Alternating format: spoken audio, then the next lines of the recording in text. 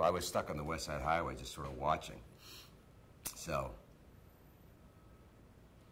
it was very strange, very strange. Do you remember the sound was strange, everything was strange about it. You know, just didn't, people that were coming up before the buildings fell down, there were people coming up who had, you know, gotten out, and who, you know, some people who had actually been hit by debris and stuff. It was really, and nobody, they didn't, some of them didn't even know what had happened. They didn't know the two planes had gone in. They thought, you know, that they thought that the paper that was flying out of the sky was, were things that were being dropped by enemy planes. Some of them thought bombs went off in the building. There's no way to talk to people like in that circumstance because they're just so out of it, you know. Yeah, and the firefighters racing by, which was really, you know, it was insane, insane. People love firefighters, and they're constantly, you know, every time there's a poll talking about who people admire the most, firefighters are always in the top 3. But people do tend to forget what they do, what they did that day. You only hear about things when they go wrong. But, you know, firefighters are, as we speak, saving somebody's life. And not just here in New York, but all over the world. They're really good at what they do. They're extraordinarily dedicated. That day, you know, they were the first responders, and they always will be. I mean, it doesn't matter whether it's a car accident or whether it's another attack, God forbid, on this country. Unfortunately or fortunately, those are the first guys there.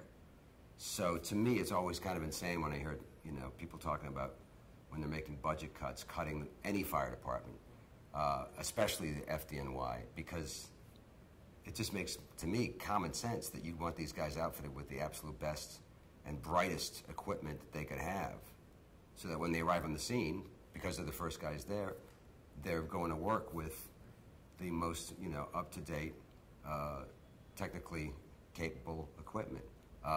That day, you didn't see a military response. I can't remember how long it was, but it was probably, I'm going to say, a couple of hours after the attack when we first, I was downtown that day, that we first noticed jet fighters in the sky.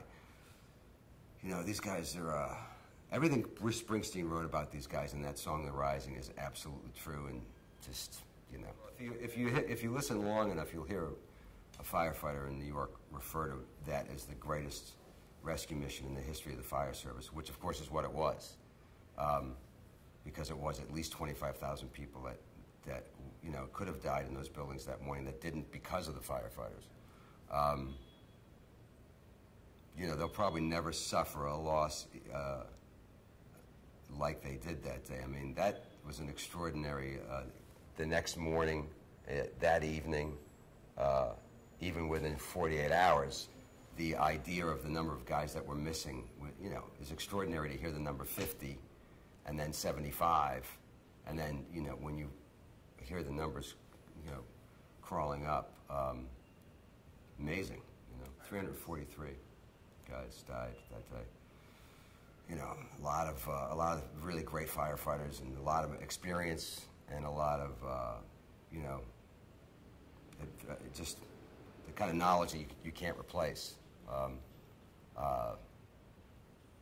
And 343 stories of absolute bravery. You know, those guys, by the way, the guys who did, you know, who died on 9/11, they did that kind of stuff.